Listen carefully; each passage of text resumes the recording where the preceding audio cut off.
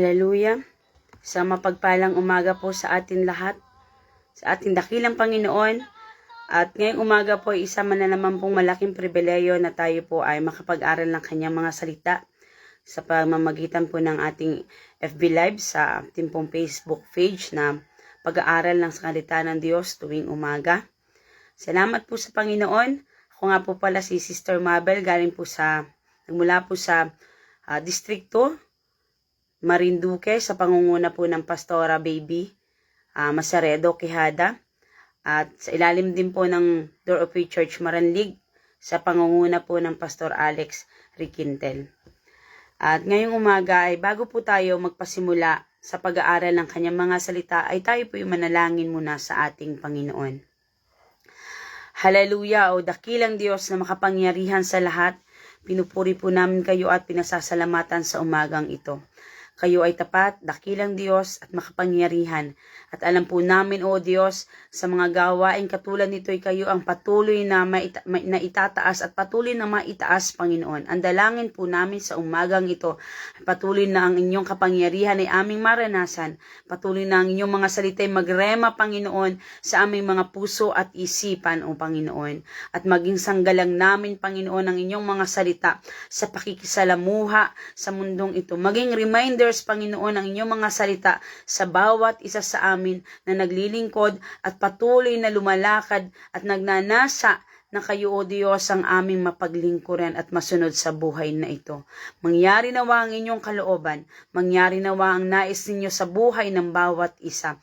At sa lahat, Panginoon, na makikinig at makapakikinig, Panginoon, ng mga salita nyo ngayong umaga, ng inyong banal na salita, O Diyos, patuloy, O Diyos, na pagpalain at palakasin ang bawat isa sa amin spiritually, at patuloy na kami inyong turuan, patatagin sa lahat ng hamon ng buhay na ito. Salamat, Panginoon, pinupuri po namin kayo at patuloy na dalangin po namin, O Diyos, sa umagang ito ang inyong pagyakap, ang inyong pagsama, sapagkat naniniwala kami, Panginoon, na kung wala kayo ay wala kami, Panginoon, at walang magagawa ang bawat isa. Salamat, Panginoon, purihin po kayo sa pangalan ng aming Panginoong Hesus. Amen. Hallelujah. Isang mapagpalang araw po sa bawat isa. Dito po sa Pilipinas ay eksakto po na 5:33 na po ng umaga. At alam ko po sa ibang mga bansa ay, lalo na po pag nasa Middle East ay alam ko po mga hating gabi pa lang doon o magmamadaling araw. Sa ibang mga lugar po, mga malalayong bansa ay mga hating gabi, madaling araw. At yung iba po ay mag-uumaga. At ngayon po dito sa atin ay umaga o mag-uumaga po. 5:33 po ng umaga. Ano po? Ngayong umaga ay sabay-sabay po tayo na bumasa ng kanyang mga salita. Makipagbukas po kayo sa akin sa aklat po ng Mateo. Mateo chapter 7 verse 24 hanggang sa mga sumusunod. Maaari ang iba po sa atin ay pamilyar na sa talatang ito. Pero ang nais po ng Panginoon ngayong umaga ay tayo po yung ma-remind. Ano po? Ma-remind po ang bawat isa sa atin ng kanyang mga salita. Kapagbukas po kayo sa akin sa aklat ng Mateo chapter 7 verse 24 hanggang sa mga sumusunod. Ang sabi po dito, sabayan niyo po ako sa may mga Biblia po na sa kanilang mga tahanan. Sabayan niyo po ako. Sabi po dito ay, kaya't ang bawat nakikinig at nagsasagawa ng mga salita kong ito ay matutulad sa isang taong matalino na nagtayo ng kanyang bahay sa ibabaw ng bato. Umula ng malakas, bumaha at binayo ng malakas na hangin ang bahay na iyon. Ngunit hindi nagiba sapagkat nakatayo sa ibabaw ng bato. Ang bawat nakikinig ng aking mga salita at hindi nagsasagawa nito ay matutulad sa isang taong hangal na nagtayo ng kanyang bahay sa buhanginan. Umula ng malakas, bumaha at binayo ng malakas na hangin ang bahay. Bumagsak ang bahay na iyon at lubusang nawasak. Salamat po, Panginoon, sa pagkabasa ng inyong mga salita. Hallelujah. Ano po tayo sa overview nitong chapter 7 po ng Matthew. Matthew chapter 7 was written by Apostle Matthew or Mateo. The context of Matthew chapter 7 revolves around Jesus' teachings on judgment, discernment, and the importance of living out faith. Marami po ang sumunod sa Panginoong Hesus at mas nakilala po ang ating Panginoon dahil sa kanyang makapangyarihang pagtuturo at pagpapagaling ng mga panahong yun. Medyo himayin po natin ng maikling paghihimay ang buong chapter 7 ng Matthew, sapagkat ang chapter pong ito ay part ng sermon. Itong chapter 7 po ay part po ng sermon ng Panginoong Hesus doon sa bundok, na kung saan mababasa po natin na nag-start yung sermon ng Panginoon sa Sermon on the Mount, doon sa chapter 5 po ng Matthew hanggang chapter 6 at part po yung chapter 7. Ano pa? Kung babalikan po natin ang pangangaral po ng ating Panginoon sa bundok, yung mga naging subject po niya doon ay regarding sa true righteousness. Kung babalikan po natin kahit mag-start po tayo doon sa chapter 5, doon sa pamumuhay ng matuwid o tamang pamumuhay, yung true righteousness. Kasama na dito yung pagpapatawad, napakahinimay po doon. Yung lahat ng mga dapat na gawing pamumuhay ng isang totoong sumusunod sa Panginoon. At naging subject din po doon yung prayer o pananalangin, and love o pag-ibig. Ito pong chapter 7 ay nagsiserve as conclusion ng sermon po ng ating Panginoon doon sa bundok. Importante din po nating malaman na yung pagtuturo ng ating Panginoong Hesus doon sa bundok ay hindi lamang para sa mga tao na naroon at sumunod upang makinig, kundi ito rin po ay para sa mga disciple na kasama-sama po niya noong mga panahong yun. At sa panahon po natin ngayon, ito pong mga aral na ito ay hindi lang po sa mga nagsasalita sa unahan o sa mga FB Live na ating napapakinggan. Ito rin po ay para sa lahat ng mga taong tagapakinig. Kumbaga, hindi lang po sa tagapakinig ang mga aral ng Panginoon, kundi para din sa mga nagsasalita nito at ginagamit ng Diyos. Amen po ba? Isa po sa pinakakilalang verse sa chapter pong ito, dito po sa binasa natin chapter 7, ay balikan po natin yung una sa verse 1. Ihimayin po natin na maikling paghimay nga po itong buong chapter 7. Iiklaan po natin para umabot po tayo sa oras. Amen? Hallelujah. Doon po sa isa sa pinakakilalang verse po sa chapter pong ito, sa chapter 7 ng Matthew, ang sabi po doon ay, judge not that you be not judged. Na ang sabi po sa Tagalog ay, huwag ninyong hatulan ang inyong kapwa upang hindi kayo hatulan ng ating Diyos. Amen po ba? This verse is a cornerstone, batong panulukan of Christian ethics. Ano po yung Christian ethics? Tuntuning moral ng isang Kristiyano. Sa verse na ito, nagpapaalala po ito sa atin o pinapaalala po sa atin ng Panginoong Hesus ang tungkol sa paghatol natin sa ating kapwa. At kung paano natin dapat munang tingnan ang ating mga sarili at ayusin ito bago tayo humusga at magtanggal ng puwing ng iba. Ang verse din pong ito ay napakahalagang paalaala lalo na sa ating mga matatagal na sa paglilingkod at nilalakaran at nagsisikap na lakaran ang kalooban ng Panginoon. The reason is clear. Amen po. When we judge others harshly, kung nagiging judgmental tayo nang wala sa kaayusan, na to the point po na dinadawnan po natin yung ating kapwa at wala tayong pangunawa sa sa mga bagay-bagay, mas binababa po natin yung level natin o yung pagkatao natin. At ito po yung pang-judge na may kasamang pangyuyurak ng kapwa.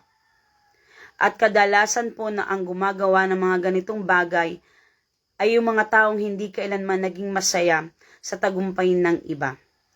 Yun pong mga tao na hindi nakikita yung positive na ginagawa ng kapwa niya at ang madalas pong nakikita ay ang mga negative. Amen? Ito rin po yung mga taong hindi marunong maka-appreciate ng magandang nagagawa ng kanyang kapatid. Sila din yung mga taong mabigat palagi ang loob dahil sa mga negative na pag-iisip at sila rin yung sinasabi ng Diyos na mapagpaimbabaw. Hallelujah. At alam ko po na alam po natin ito at hindi na natin ito ginagawa sa ating buhay pananampalataya bilang lingkod ng Diyos, yung maging mapagpaimbabaw. Kung minsan po ay tayo ay nakapag-iisip ng mali sa ating kapwa, salamat sa Santong Espiritu na patuloy na nagre-remind. Alam niyo po, ito yung mga Christian ethics na nagiging pundasyon natin kung tayo ay nakatayo sa ibabaw ng bato. Amen? Kaya nasa po natin na ngayong umaga, muli natin balikan yung buong chapter 7 at himayin ang maikling paghihimay para ito po kasi isa sa magiging isang dahilan para magkaroon tayo ng isang matibay na pundasyon sa harapan ng ating pananampalataya sa ating Panginoon. Amen? May mga pagpuna po o pag-judge na kahit masakit ay para naman sa kaayusan. At inaalaw ng Lord na mangyari yon minsan. Kasi minsan po, gumagamit po ang Panginoon ng tao para punahin tayo, para ipaalaala na mali na yung ginagawa natin para sa ikakaayos po natin. Amen? Lalo na kung kailangang ma-remind na tayo. Kasi minsan, akala natin na nasa right way patayo ng ginagawa natin. Pero yung pala, wrong way na yung ginagawa natin. May mga panahon na kailangan na masaway po tayo. Kasi akala natin minsan, pag mamalasakit pa yung ginagawa natin, yun pala, iba na yung dating sa iba.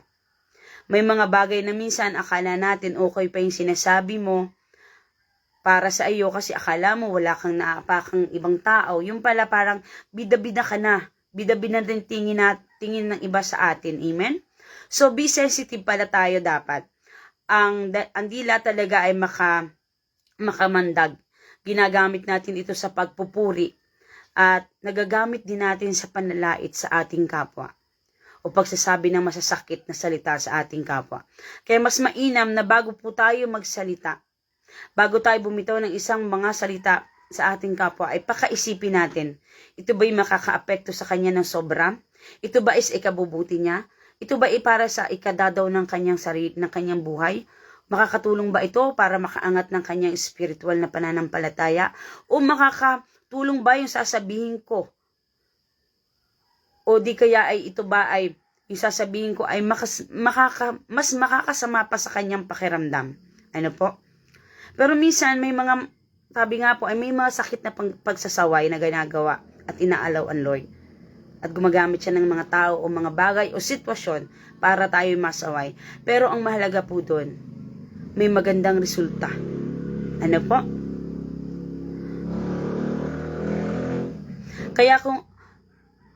Kaya yung paglapit lagi, ano po, lalo na kung tayo yung ginagamit ng Panginoon na magsaway, kaya yung paglapit lagi sa Panginoon at paghingi ng tawad sa Lord ang mainam nating gawin.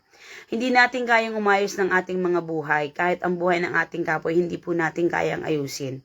Pero magtiwala tayo na may Diyos na mag-aayos po nito. Amen? Sa chapter din pong ito ay makikita po natin dun sa verse 7 na ask, seek, and knock. Ano po? Ano po yun? Humanap, humingi, humanap, at kumatok. Inilustrasyon po nito ang kahalagahan ng pagtitiwala at pananalangin may pagsamo para maipagkaloob ang ating mga kailangan at isa na naman pong Christian ethic ang makikita po natin sa verse 12. Ano nga po yung Christian ethic? Ito po yung moralidad ng isang Kristiyano. Sabi nga po dun sa verse 12, kaya gawin ninyo sa inyong kapwa ang ibig ninyong gawin nila sa inyo and vice versa po. Ano? Kung ayaw po natin na mangyari sa atin, huwag po natin gawin sa ating kapwa. Amen? At sa verse 13, makikita po natin ang concept ng dalawang daan. Ang makipot at malapad na daan. Sa malapad po, ito yung daan na patungo sa kapahamakan. Sa makipot na daan o narrow gate, it symbolizes the path of righteousness and holiness. Nagsisimbolize po ang maliit na daan sa pagiging righteous po at pagiging holy. but it is not an easy road. Pero hindi po ito madaling daan. Malinaw po na ang pagsunod sa Panginoon ay nagre-required po ng effort at dedikasyon. Makita po natin yung mga lingkod ng Panginoon na talagang nagtalaga ng buhay sa Panginoon at nilalakaran nila ang kalooban ng Diyos. Hindi po madali ang lahat sa kanila. Nandun po ang effort at ang dedikasyon at ang napakalaking pananampalataya sa kanilang puso. For example po sa mga lingkod ng Diyos na ginagamit ng Panginoon, lumalakad sila sa kabila ng sila ay wala, pero ang mayroon sila ay malaking pananampalataya. At dahil sa effort at dedikasyon at malaking pananampalataya na mayroon po sila, na itatawid sila ng Panginoon at makikita po natin yung kanilang katatagan, yung matatag na pundasyon na mayroon po sila. Amen?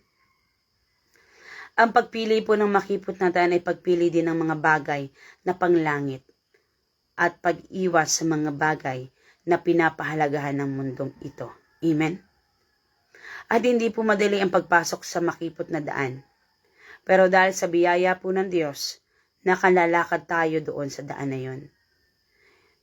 Kung hindi, ang makipot po kasi pag makipot yan, sisikapit mong dumaan.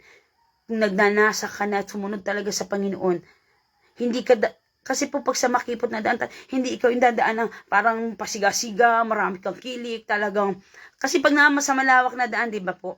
Kahit magpabanjing-banjing ka ng lakad, magpatadyak-tadyak ka, magpabay-abay-awang ka habang lumalakad, kaya mong gawin yon sa malawak na daan. Magpa-easy-easy. Magpabanjing-banjing, ang tawag po sa iba doon, kasi sa amin po dito, magpabanjing-banjing. Pero pag nasa makipot kang daan, hindi mo magagawa yung magpabayang-bayawang sa paglakad, magpahampas-hampas ng kamay. Sisikapin mo, paliliitin mo yung sarili mo. Alam niyo po yung napanood niyo po sa isang patalastas, yung isang bata. Alam ko po parang sa pabahay po yata yung advertisement na yun. Tuto siya dumaan ay sa masikip. Kaya kahit nasa malaking bahay na siya, talagang sinisikap niya yung sarili niya ay lumiit para makadaan siya sa maaring maliit na pinto, gano'n. Tayong mga Kristiyano yung nagsisikap din pong dumaan sa makipot na daan at hindi po yan madali. Sinisikap natin na kung ano man yung mga dala tayo, tinatanggal natin, iniiwan natin dun sa pinto para makapasok po tayo. At spiritually, kung may mga dala po tayo na mga kabigatan, sigurado hindi po tayo doon makakapasok. Makakapasok lang po ang mga taong nasa sa makipot na daan kung bibitawan natin lahat ng mga dala na mayroon tayo, lahat ng kabigatang mayroon tayo, lahat ng mga hindi pwedeng ipasok doon sa makipot na daan, itatanggalin po natin. Amen? Para po tayo makapasok, maka-enter tayo. Kasi nandun yung effort na gagawin natin.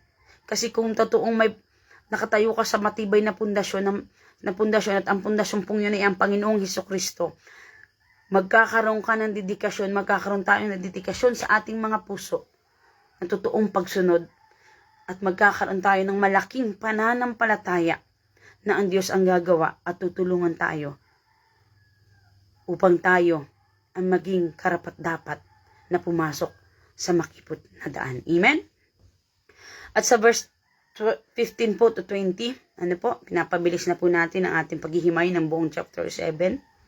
Sapagkat ito po yung pinakang conclusion, na may sasabi natin conclusion ng pagtuturo ng Panginoon doon sa bundok.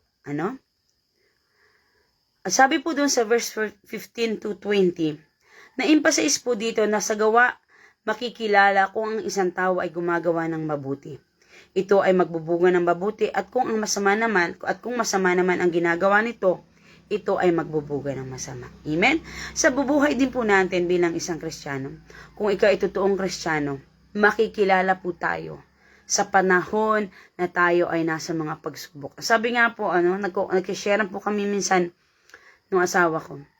Totoong nakikilala nga ang isang Kristiyano kapag dumadaan siya sa matinding mga pagsubok. Bakit? Doon po natin makikita yung unang hakbang na gagawin niya. Lalo't higit yung mga salitang lalabas sa kanyang mga labi.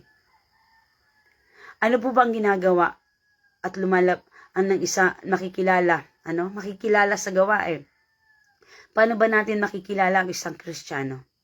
Kapag siya po ay sinubok, binayo ng mga manang malakas na hangin, kapag siya po ay sumabak sa isang bagyo ng mga test ng buhay, doon po makikilala kung gaano ka katatag sa harap ng Panginoon. At doon makikilala ang totoong Kristiyano po. Kapag dumadaan po tayo sa mga pagsubok ng buhay. Amen?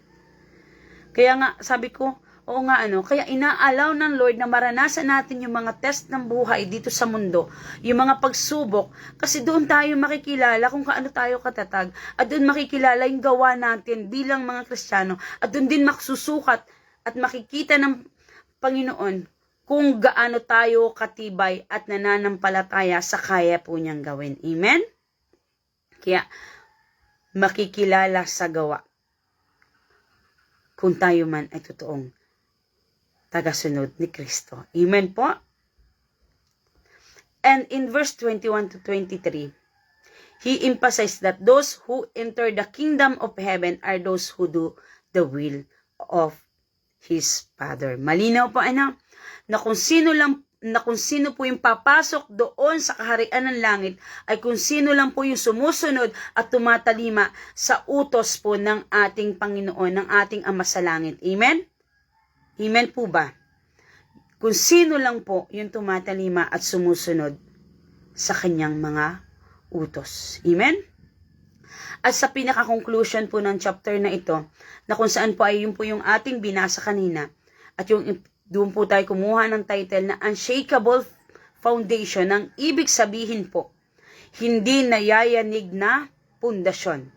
Ang pananampalataya po ng mga tao ay inihalang tulad po ng ating Panginoong Hesus sa dalawang uri ng taong nagtayo ng bahay.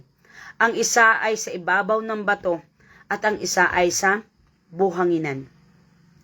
The rock represent a firm foundation in Christ, rooted in obedience to His words.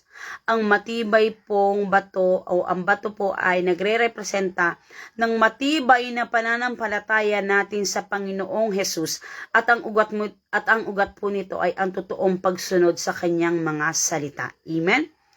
Ang mga taong nagtatayo ng bahay sa ibabaw ng bato ay yung mga taong sumusunod at tumatalima sa kanyang mga utos.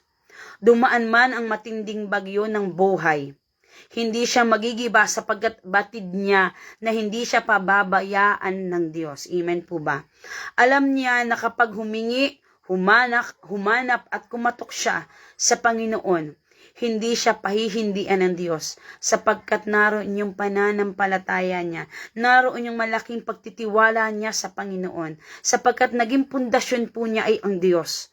Ang Panginoong Hesukristo, the cornerstone, ang batong panulukan ng mga Kristiyano. Amen? Hallelujah.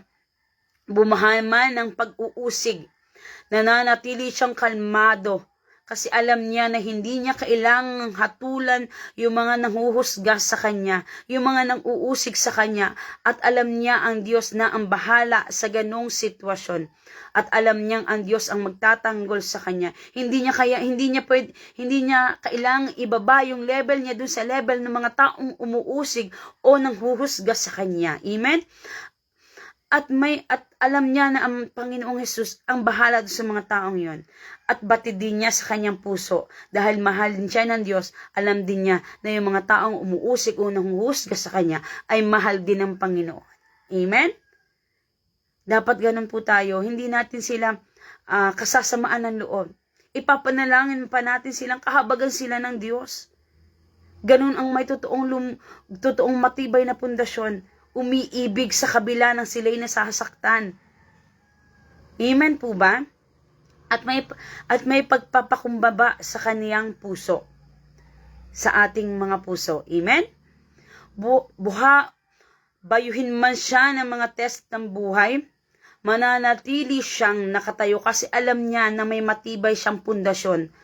Yun ang Panginoong Hesukristo. At kasama po doon, kapag binabayo man tayo ng malakas na hangin ng test ng buhay, nasasaktan man tayo ng iba, nandun pa rin yung handang pagpapatawad.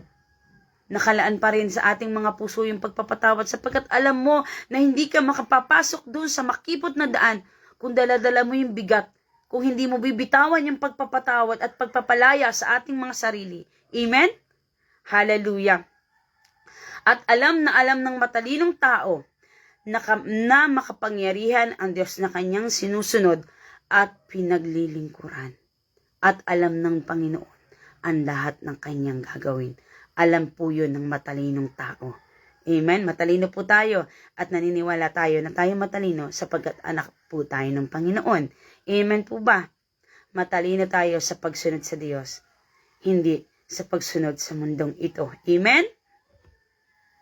At dahil doon, nakakasiguro tayo na hindi tayo pababayaan ng Diyos sa lahat ng sitwasyon ng ating buhay.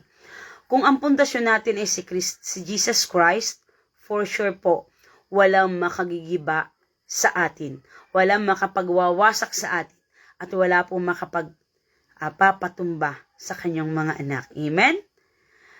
And the sun symbolizes a shallow. At yung pong nagtayo sa buhanginan ay isang hangal na tao. Madaling madala ng mga pagsubok, madaling mapatumba ng mga test ng buhay, at madaling mawasak ng mga sitwasyon na kanyang nararanasan. Dahil kulang siya sa pananampalataya sa kayang gawin ng ating Panginoong Hesus. Naging mahuna ang kanyang pundasyon. Ang pagwasak ang naging resulta ng hindi niya pagtalima sa kalooban ng Panginoon. Alam niyo mga kapatid, kaya nagiging mahuna ang isang pundasyon ng isang Kristiyano kasi kulang po siya sa pagtalima, kulang po siya sa pagtitiwala, kulang po siya sa pananampalataya sa Panginoon. Kaya kung nais po natin na maging matatag yung pundasyon natin sa Panginoon, itayo natin yun sa ibabaw ng bato. Sa batong panulukan at yun ang ating Panginoong Hesukristo. At kapag nadun po tayo sa matibay na pundasyon, makikita po yun sa gawa natin kung tayo talaga nasa matibay na pundasyon. Sa pamamagitan ng ating pananampalataya, sa pamamagitan ng resulta ng ating mga ginagawa sa kabila ng mga pagsubok, sa pamamagitan ng ating mga salita na lumalabas sa ating mga labi, sa kabila ng mga trials at test ng buhay, makikilalang nasa matibay tayong pundasyon. Kung hindi tayo nagigiba, kung hindi tayo nawawasak ng mga sitwasyon na mayroon po sa buhay na ito. Amen? Kasi hindi po naging madali ang lahat. Pero sa tulong at biyaya ng Diyos, nagiging madali. Gumagaan ang ating kalooban kahit nasa gitna tayo ng bagyo. Amen po ba? Kaya mga kapatid, baka na sa inawa ng lagi ng ating mga puso ang sumunod at sundin ang kanyang mga utos. Utos at kalooban at nawa yung mga kalooban sa ating mga buhay ay masunod lagi ay ang Panginoon. Upang hindi tayo maging mahina o mahuna at makapanatili tayong matatag. This parable teach us a great lesson about the importance of applying Jesus' teachings in our lives. Nagpapakita po itong parabolang ito ng chapter 7. Nagpapakita po ito ng kaimportantihan na maisabuhay po natin ang mga pagtuturo at pagtutuwid ng ating Panginoong Hesus sa ating mga buhay upang maging matibay yung ating pundasyon bilang Kristiyano na tagasunod ng ating Panginoong Hesukristo. Upang maging matatag sa hamon ng buhay, huwag maging mapagpaimbabaw. Amen? Kasi batid ng Diyos ang lahat sa atin. Ang nais ng Diyos maging matibay tayo. Kung may mga pagtutuwid man at masakit yung mga maikorek tayo minsan, pero kung sa ikaayos naman, okay na masaktan ka minsan para sa ikatututo, kaysa habang buhay kang walang kalayaan sa kasalanan. Itinutuwid tayo kasi mahal na mahal tayo ng Diyos. Nais niya na maging matibay tayo at maging matibay yung pundasyon ni Kristo Jesus. Amen? Ang pundasyong hindi nagigiba. Ano man yung madumating na mga trials at bagyo at binabayuhin man tayo ng malakas na hangin. Ang nais ng Lord, masecure tayo na tayo ay naroon sa pundasyong hindi nagigiba. Amen po. Salamat po sa Panginoon ngayong umaga. Kung tayo man ay dumadanas ng mga pagtuturo ng Diyos, pasalamatan po natin. At siguraduhin po natin na tayo po ay nasa pundasyong hindi nagigiba. Ang pundasyon na ating tinatalima at sinusunod ang kanyang mga salita, ang Panginoong Hesus. Amen po ba? Kaya sa umagang ito, tayo ay patuloy pong manalangin. At kung tayo po man ay may mga prayer request ngayong umaga, sambitin po natin ito sa Panginoon ng mataimtim. At patuloy na ipanalangin po natin sa Panginoon na tayo maging matatag, matibay sa lahat ng hamon ng buhay. At hindi tayo madaig, umawasak ng anumang sitwasyon na nararanasan natin. Hindi po madali ang paglakad o pagsunod. Pero nagiging maayos at nagiging magaan lahat sa tulong at biyaya at pagyakap ng ating Panginoon. Amen? Tayo po ay nasa training ground dito sa lupa. Alam ko po pagdating sa langit, naroon ang lahat ng nais ninanasa ng ating mga pusong kaginawahan. Nasa langit ang lahat ng ninanasa ng puso natin na kagalingan. Nasa langit po ang lahat ng ninanasa ng mga anak niya na kaayusan ng buhay. Kaya enjoyin lang po natin yung mga training natin dito sa lupa. Kasi kasama natin ang Diyos. Kasi nasa matibay tayong pundasyon. At ang pundasyon natin ay ang Panginoong Hesus na hindi kailanman magigiba. Amen? Tayo po'y manalangin sa umagang ito. O dakilang Diyos na makapangyarihan sa lahat. Batid niyo yung laman ng puso ng inyong mga anak. Batid niyo yung laman ng puso at iniisip ng bawat isa sa amin. Batid niyo rin po kung may mga kahinaan pa kami. Batid niyo po ang lahat ng iyon. At ang dalangin po namin sa umagang ito, patuloy niyo po kaming patibayin, palakasin at bigyan, Panginoon, ng positibong pag-isip na kayo lang yung aming masunod, na kayo lang at ang inyong mga salita lang ang patuloy naming matalima, Panginoon. Tulungan niyo po kami, hindi po namin kaya. Pero kayo, Panginoon, kaya niyo po yung gawin para sa aming mga buhay. Kaya niyo po kaming iahon at tulungan, Panginoon, sa sitwasyon na mayroon po ang inyong mga anak. Patuloy na, O Diyos, yakapin niyo po ang bawat isa sa amin ngayong umaga. Maranasan namin ang inyong pag-iakap, ang inyong makapangyarihang pag-ibig sa bawat isa sa amin. Kayo'y totoong Diyos, makapangyarihan at Panginoon, sa lahat ng bagay, wala kaming pwedeng asahan kundi kayo, Panginoon. Kaya dalangin ko, Panginoon, sa bawat isa nakatutok at nakapakikinig at makikinig pa ng FB Live na ito, Lord, pagpalain niyo, palakasin niyo ang bawat isa, patatagin niyo ang bawat isa, pagalingin niyo ang bawat isa sa lahat ng aspeto ng aming buhay. Kayo lang, Panginoon, yung aming pinagkakatiwalaan. Kayo lang, Panginoon, yung pinagkakatiwalaan ng aming mga buhay, maging ng mga mahal namin sa buhay, maging sa mga sitwasyon na meron kami ipinagkakatiwala po namin sa inyo. Mahirap man ito, Panginoon, ang sitwasyong ito'y mahirap man, pero sa inyo'y walang mahirap, Panginoon. Sa inyo'y walang mahirap, O Diyos. Ang lahat ng bagay sa inyo'y kaya niyong gawin. Mga imposibleng bagay na hindi kayang gawin ng tao ay posible sa inyo, Panginoon. Kayo'y makapangyarihan sa lahat at nakagagawa ng mga bagay na hindi kayang gawin ng tao, Panginoon. Hallelujah. Salamat, Panginoon, sa inyong mga salita sa umagang ito. Patuloy na kasihan niyo ito ng inyong kapangyarihan at patuloy na matatili sa aming mga puso't kaisipan, Panginoon. Maging sanggalang namin ito, Panginoon, ang inyong mga salitang ito sa salamuha, paglakad namin, Panginoon, sa mundong ito. Hallelujah, Jesus. Hallelujah. Lord, dalangin po namin sa umagang ito ang patuloy na pagpapabalot ng inyong kapangyarihan sa bawat isa sa amin at banal na dugo ng Panginoong Hesukristo maging sa aming buong sambayanan.